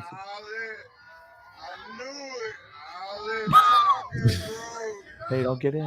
They got the second man in rule over here. Look at this.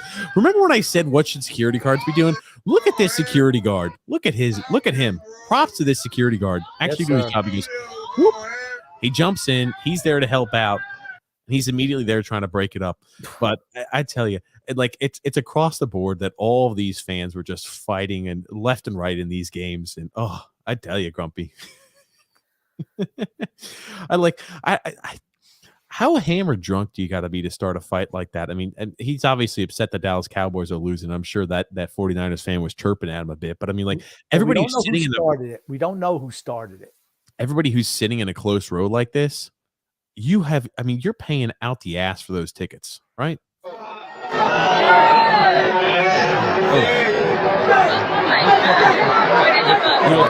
You'll hear in the video they said they've been fighting all game.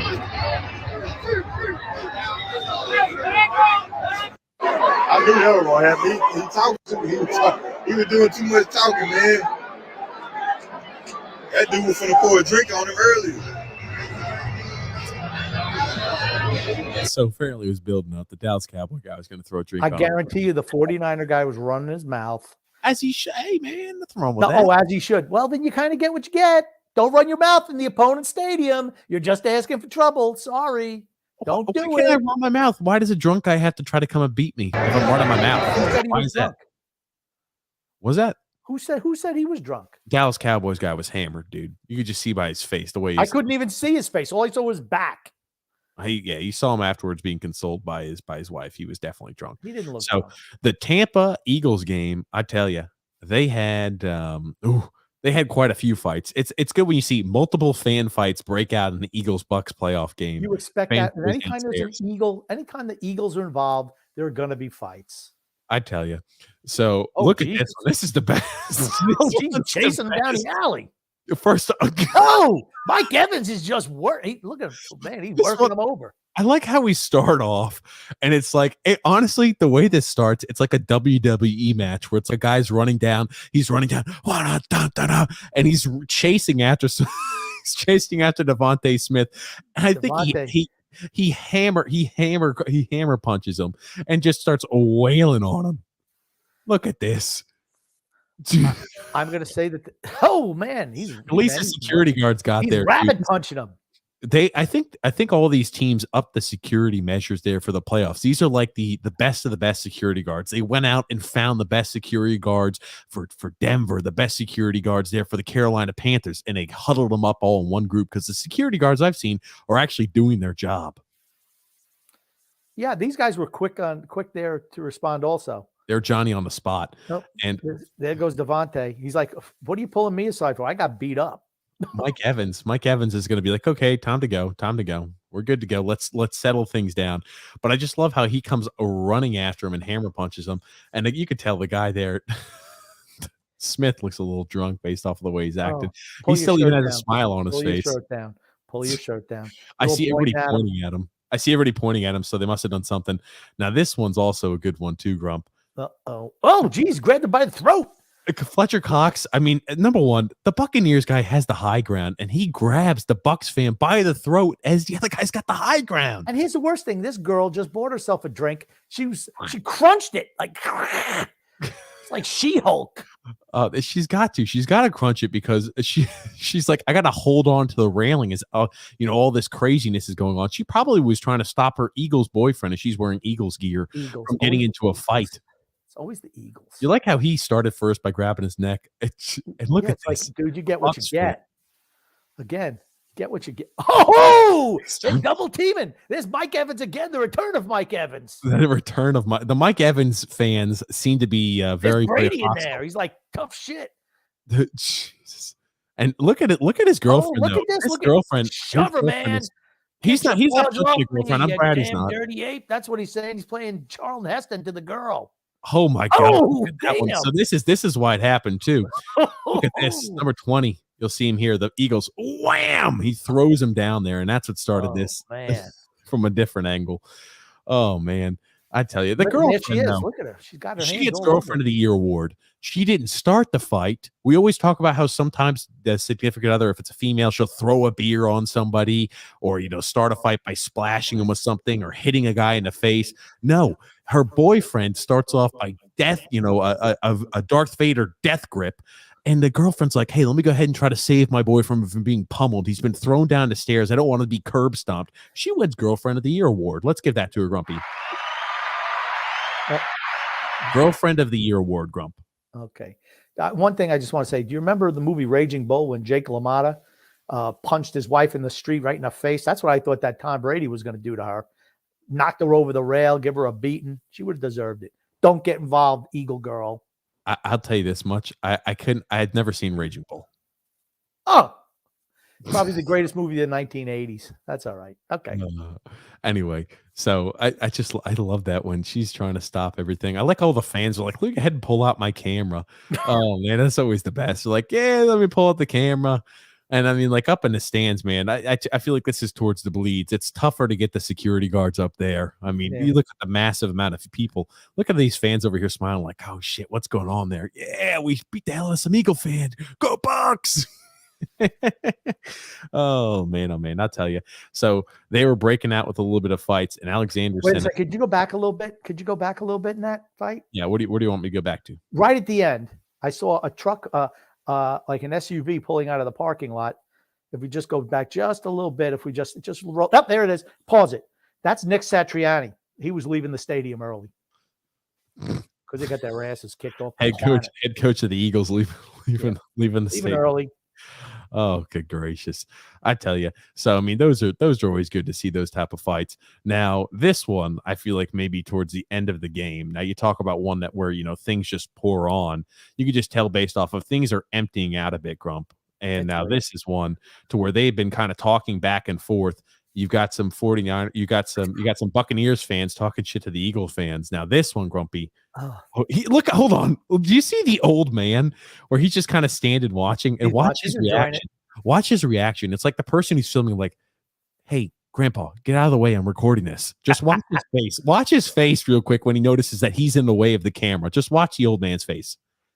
Grandpa, you're in my way. Wait a second. Oh, I'm sorry. I'll catch this on video. Okay. He moves up 2 stairs so they can get a better film of the fight that's about the fight that's about to break out. Man, so Carlton Williams is in there. I like it anytime. Eagle fans, for whatever reason, feel like they could attack someone from the low ground. You're always in a position. You're always in a disadvantageous position. Don't fight from the low ground. Was that a girl or a guy who grabbed the guy in front? It was a guy. I mean, do you like how always, anytime there's a lot of pointing and they're pointing fingers at people, that's the way things just start to escalate. You never de-escalate once you start pointing at somebody and somebody else starts pointing back at you. It always just escalates from there. But the guy grabs him. This is he rips the shirt off of him, and I want you to watch this. So they get him down like almost hockey style, and look at this other fan. Look at her. Look at the girl getting involved, man. God, wait, here comes somebody else. She's gonna be her back. Yes. She dragged her back by the ponytail. No, she thinking maybe he's her friend. She's trying to stop from fighting. Oh man, she's grabbing her by the hair. She's like, I told you that's how she went in, ripped her back by the ponytail. Do you like how these guys are like, please stop, and the Bucks fans like, no mercy, like strike first, strike hard, no mercy. Look at the security, baby, the security on the job. But hold on a second. Do you see this blue security guard? Maybe you'll notice what's wrong with him. And I noticed this, Grumpy. You might notice on a freeze frame. Too tight? Oh, I thought that was his. I thought he was wearing freaking flip-flops, but it's not his foot. Okay, I apologize. I'll tell you what, they mean business in Florida. Don't mess around down here. Well, no, all the fans. I feel like all the fights were broken up by fantastic security guards. You have a Jerome Brown signing. He's getting his ass thrown out. Bye, buddy. By 20-something years, and here he is. He returned to Tampa Bay. Look at the Eagle fans. Get the hell out of here. Get out of here. That he was it looks like an eagle-centric area. Oh man. But who doesn't love a good old fan fight, Grump? Oh, here's part of your ponytail, honey. Yeah, here it is. Oh, there's more fight break out. Does he go back? Let's see here. I don't know what the hell's going on here. Maybe he was refusing to leave. Just let it roll. Here's talking shit again. Oh God! It's like, here we go again. Holy shit! I want you to look at this guy, dude. Really quickly, look at number 48 for the Eagles. Look at him. He's not wearing a red mustache. That's a little bit of blood, buddy. It's 18. His number is 18. I'm sorry, 18. Look, he's got blood on the jersey, blood on this cloth. It looks like a shirt. He's like, I didn't do anything. All I did was tell him that Brady's a cheater, and he went ahead and started wailing on me. He's got a little nasal leakage there. God almighty, he must have got clocked in the face. My God, anytime you draw blood, you don't see a lot of blood in the fan fights, but Good gracious. This guy over here, the orange hair guy, is going to get escorted out as well. Bye-bye, buddy. He looks like a lover, not a fighter, though. I was about to say, he doesn't look like a guy who's, look at his But glasses. wasn't he the guy who kind of lunged forward and he ripped the shirt off the bottom? Grandpa's saying, look, this guy recorded the whole thing. He'll be able to help you Look out. at him. That's it. His name is, what's the male version of Karen? I don't know. No, he's good. He's just enjoying it, man. He stayed from a distance. He's like, back in my day, I would have pummeled those Eagle fans for coming in our stadium, but now we're not allowed to. I tell you what, the fact that so many Eagles fans were in Tampa Bay should be embarrassed to Buccaneers fans selling your tickets to the enemy. I mean, you're in that was your first home playoff game. Cunningham. Look at Randall Cunningham. Look at all these Eagle fans that are like freaking out over here. You got people without shirts on. He's ready to fight. This guy down here is like, damn man, I've been working out in the gym every day for 5 years. So one day, if some drunken fool were to try to challenge me, I could be within my rights to self-defend myself and pummel him. He was ready. He was hoping that a Buccaneers fan would try to fight him down there, Grumpy. Oh man, but it ends and lots of fights across the NFL. If I'm a betting man, I think in divisional playoff weekend, I think there's going to be some more fights too. Not as many. And here's the thing: the Rams. We know the Rams like to scrap too. They're going into Tampa. That's what I was going to say. Look at all the fights. I mean, the Eagle fans, right? They're usually they're kind of feisty. Eagles fans travel. I don't know if you can say that about Rams fans though. All I'm going to say is the Rams, man. They like to fight. That's all. Now we know the Bills travel. John P. I'll have to try to grab that here to see if I can grab it because it doesn't allow me to, for whatever reason, copy that. Alexander says everything looks better in slow motion. Yeah. And then says, let's give a stadium security guard of the month. Let's see if we can get him on the podcast for an interview. That actually, I think that's a great idea. Tony. That could be funny if we could ever find out who he is. Yeah. I kind of can't. I can't wait for a Sharks and Jets kind of fight.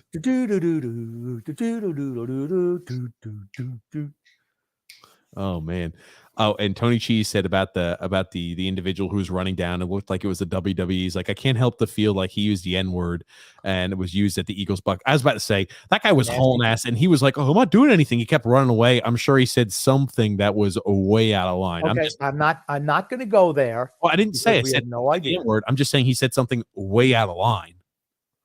I don't think that guy who's like a fan over here, like every time he's walking down the streets, is like, God damn it. You think he called him a nitwit? These Eagle fans. I didn't think he called him stupid. I'm pretty sure he said something ridiculously out of line. That's all I'm going to say. Do I know what he said? No idea. I'm not going to attribute what he did, but he said something out of line, I'm sure. We don't know. Alexander said, cat fight and the return of Mike Evans. Tony Cheese saying here, the rule, number 12 of stadium fighting. If you're in the row below, don't fight. If you're in row F, don't fight someone in row E. Yep, absolutely. Very true. Can't do it. John P said, who's an animal? Your mother's an animal, you son of a bitch. Do you know what that's from? No. That's from Raging Bull. It was Larry, who was Jake LaMotta's. I could do the whole scene, but I won't. I'll just do one little part. He was yelling at him because Jake LaMotta was fighting with his brother Joey, making him punch him in the face, all this stuff. He's like, what am I going to hit you with?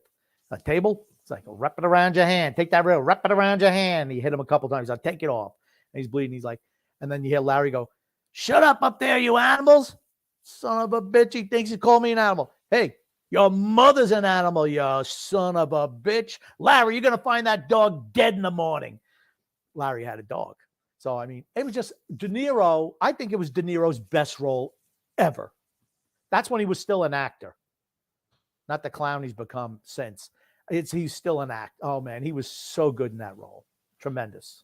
I can't say I've ever watched it, Grump. So I'm not sure. Oh, man, there was another great scene, too. I even have a clip of it that I sent to my friend every once in a while because we talk about it often. And whenever I think of something, I'll just send him that clip. Oh, now this is we're getting a little 2-for-1 special, Grump, because we got some time. We were able to get through the material we needed to. John P., I've got it pulled up. John P. sent us right here, Grumpy, the top NHL fan versus player moments. Woo. I'm sure there's going to be some good ones on this one. And I have something to add to the show also later. Okay, Grumpy. Very brief. What are you doing? Are you moving your zipper up and down? All I hear is this. Oh, yeah. Jeez. That's the fantastic one where the guy talks about the nose and he gets bopped right in the face there with a puck. Oh, I love that. And he comes back and says, "Look at this." He's like, "Oh man, look at that." Oh, look at him. He's bleeding. Oh man, that's fantastic. Who doesn't love that? Oh, geez. What's that lady doing? Oh, She's not happy. This guy is that, just smiled. isn't that Shanahan? That's Yeah. Shanahan. Oh, Shave yeah. underneath your arms, skank. That's what he's saying. I think he's saying you got a little stinky armpits. No, he's saying shave your arms, skank. That's what he's saying. Is that what to he us. said? Skank? Is he? Absolutely. No. Get out of here. Oh God. Oh man, this is some old time stuff. This one was really good. Oh, Yeah, I do remember that when he starts pummeling the fan. Right. He keeps pounding him. The fan made a mistake by going out there. I'll tell you that Yeah, much. she made a mistake. Oh shit! The good old days, man. That's when body checking was allowed. After the whistle, during the whistle, through the whistle. Yeah, look at the fans. Look at the plexiglass there. He yanks the helmet off of him. I got a helmet. On that souvenir. Let me take the helmet. Game use helmet. There he is. Hot dog. There we go. He's wearing it. Oh, Look at that's him. the best part about it. That's the best part. Oh, who doesn't love this? Domi. Hi, Domi. Philadelphia. Yeah, look at him. Anytime he looks up, they back up. And there's guys say, "Hey, back The up." stewardess like, "Hey, please don't lean over the glass right here." Domi Oh, gets that's right. He squirted at him. Oh, he hits him again. Now he falls in. Now and give he him a immediately starts to he immediately goes ahead and puts a jacket over top and ready to fight. Oh man, that's a classic. That's always a classic video. Domi's ready to take it to him. And Domi's not trying to hurt him. He's just holding him. Look at everybody. That's when hockey was great. That's when it was great. You don't see stuff like that anymore. Look at the energy in those games. It's fantastic. Domi's like, "Okay, I'll get it." He's like, "Don't go ahead and punch him." Okay, I'll get it. Oh, Phil Grump- Esposito. Oh, he was there's no. This is Milbury and Milbury. McNabb in the stands. Milbury takes his shoe off. Here it comes. Take the shoe off and give him a beat with the shoe. This is Oh, here he fantastic. comes. It's always good. Bam! Bam! Hit him again. Hit him again, Mike. Mike Milbury. Who doesn't love that one? God Almighty, the day.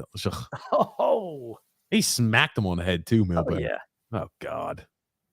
Jesus, Milbury. Al Secord in there. Oh, When the players are in the stands, what's better than that? So you liked Malice in the Palace? Not Yeah, so I kind of like that too. I have to admit. Oh, went tumbling down the stairs. He probably called Brady an SOB. Yeah, Absolutely. Alexander also saying, they're all happy he's out, but they got destroyed. And it was their best entertainment for the day, the Eagle fans. Yeah, they had to find something to cheer for. Tony G saying the male version of Karen is a Dave. Oh, okay. I did not know that. Drew L saying, "You guys going live for the Islanders game tomorrow?" Yes, we are, Dave. For certain we are. Grump. Ooh, before I forget, there's something that happened in sports, in the sporting world. Can I just add one quick thing? Yes. Since we saw Mike Milbury there, I saw an interview he did with somebody a couple of days ago, and they talked about him being fired from NBC, and it was just let's be honest, it was ridiculous why he was fired, and he said that he rescinded because he said to them, "You can put whatever you want to put in the apology, just put it in there," and said, "I said it." He has rescinded the apology. He said, "I never said that." So I totally agree with what I said. About women being distracting to players inside the bubble. I'm taking back the apology that I'm taking back my apology. I'm doubling down a year and a half later. And he said, "I absolutely am doubling down." I will send you that clip so you could look at it. I want to find a way to get Mike Milbury on the Islanders podcast. I do too. I want to do I want anything him in our definitely. power to get Mike Milbury on the podcast. And he said, even though he's 70 years old now, he's got nothing to do. He doesn't have a job. He's thinking about getting a job bagging groceries. We need to get him on the Holy show. shit, Mike Milbury.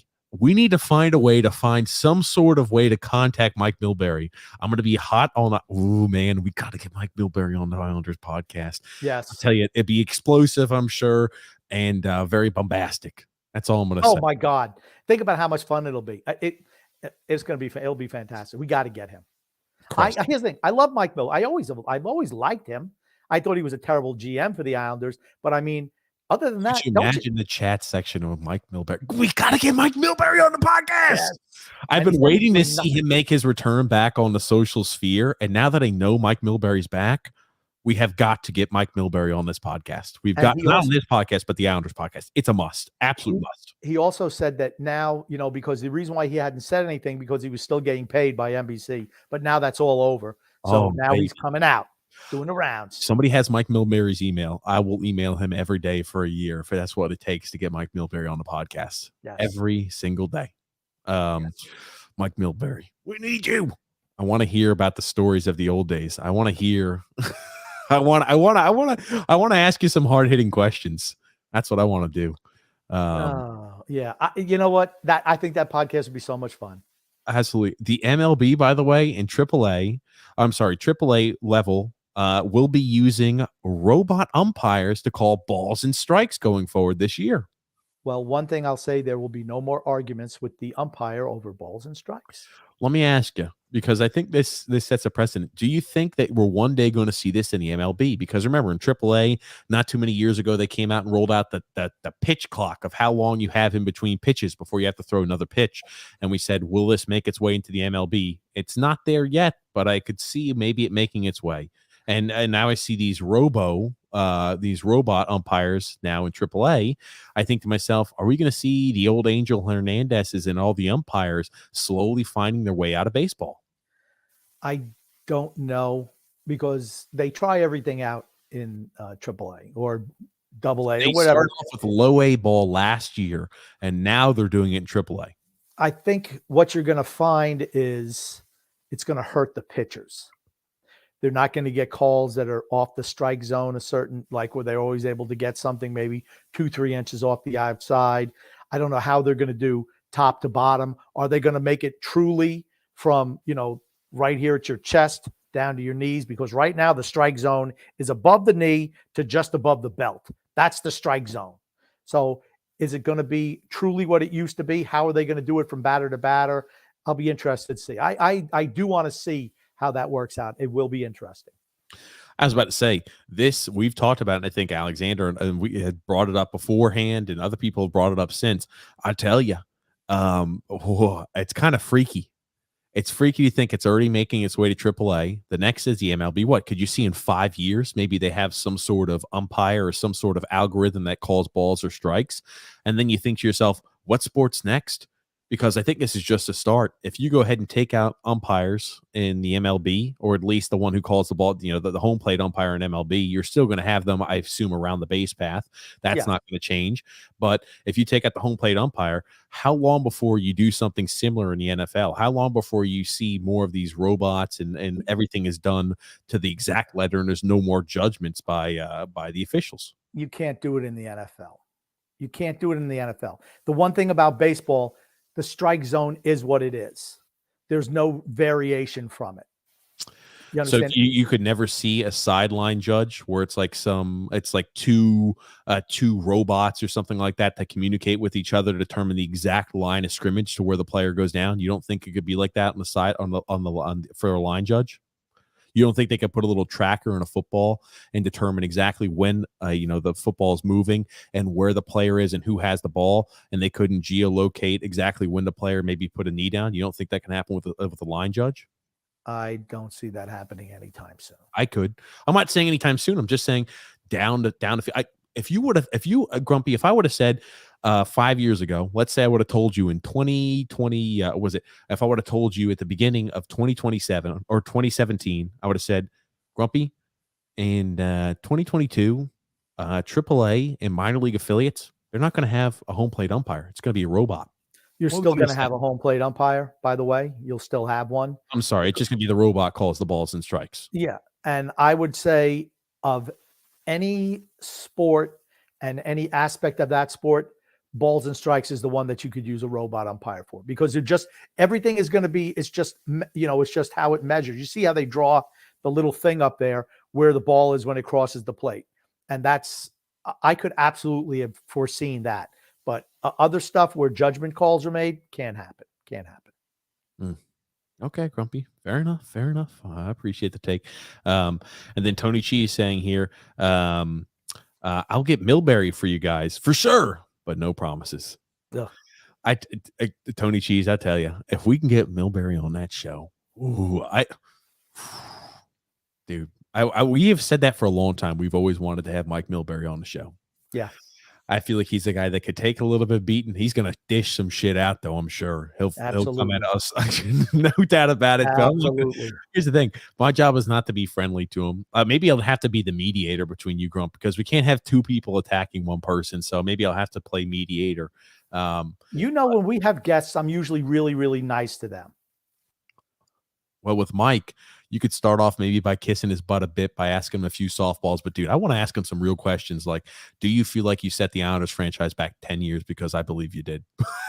I know you had to produce a winner on the ice, but I mean, you stick with some of these trades and you still don't admit that they're wrong. I mean, you talk poorly about, well, at least when I used to listen to him, he still would always talk poorly about Roberto Luongo, still always loved Ricky D, thought he would be fantastic. I mean, like there's certain things where I'm like, do you really believe that? Or are you just kind of like, hey, I've entrenched myself in that view and I'm sticking with it the same way you did, like, the comment you made about ladies, like a quick zing like that. No. So like, see, I don't know how to question anybody. The question would be: is there any trade while you were Islanders GM that you regret making? And see what he says. Those are the type of questions you ask.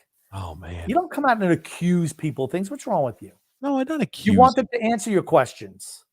Grumpy. I'm asking a hard-hitting question. I want Mike Milbury on the show. I'd love him on the show. But see, then you see what he says. It'd be hilarious if a manager argues with a robot. That would be funny. They're gonna kick sand. He's gonna kick dirt in his transistor. Anthony R says, no, because the line judge can call penalties like pass interference. Okay, fair enough. I just wonder if it's like ever going to get to a point where they're able to like view the whole field where it's like, oh, they're going to call pass interference. So that's both sides. Yeah, to me, there's nothing in football that is the same every single play. Like baseball, every play starts the same way. The pitcher throws the ball to the catcher every single play. So that's the difference. So if I do, I will make sure if we do tweet, and now Tony Cheese is saying, has anybody tried tweeting Milbury? His social media has not been touched for like years. So I thought about that. So, but I'm like, hey, is this Mike Milbury where he just has it to where it's owned by somebody else or by a company that handles his PR, and he doesn't actually do anything on it? Because I did look into that, but I'll have to see. Oh God, I tell you, I'm trying to find a way. Let's see here. Mike Milbury doesn't. I don't think he's got a Twitter. Let's see here. Yeah, I don't know. I'll have to find it up. But if we do tweet at him, we're going to let everybody know just to like and retweet the shit out of it. I will send you the link to where he had that interview. When he said what he's doing, I think he does a weekly interview on WEEI in Boston. And he does like a podcast once or twice a week, something like that. So, yeah, I see it's on the Bob McCown podcast. I see that's it. That was it. Yeah. But I don't think Mike Milbury has a Twitter anymore. I don't know. I'm trying to pull it up. But I got a comment here also from Alexander saying, I hope it's a Luongo trade that he regrets. It has to be Luongo trade. I hope he regrets signing Yash into that ridiculous deal. Yeah, that wasn't him though. Or trading McCabe, or regrets trading Tim Connolly. No, I don't think he regrets trading Tim Connolly. I think it has to be Luongo trade. Oh, man, dude. Mike Milbury, Grumpy. I can't tell you. I haven't been that excited to the possibility even thinking about Mike Milbury. Having him on the show. But Grumpy, we're toward the end of today's podcast. What do you want to say before we wrap things up? I just want to say love and laughter to everyone who listens and even those who don't, from TJ and the Grumpy Old Man. Well, thank you so much, Grumpy, for being a part of this podcast. And thank you so much, everybody, for tuning in. Thank you for tuning in. Again, if you're new to the show, we welcome you. We'll welcome you back. Come back, subscribe on YouTube, like on Facebook, and follow on Twitter. We're going to be at it again this Sunday during number one. We're going to be doing a live stream during the Chiefs and Bills game. And we're going to podcast right after. We're going to be going live tomorrow and on Saturday covering the Islanders. So again, busy week. lots of podcasting ahead. So thank you so much for tuning in. We love the interaction we have with you guys. Thanks for tuning in. And thank you again, Grumpy. My pleasure.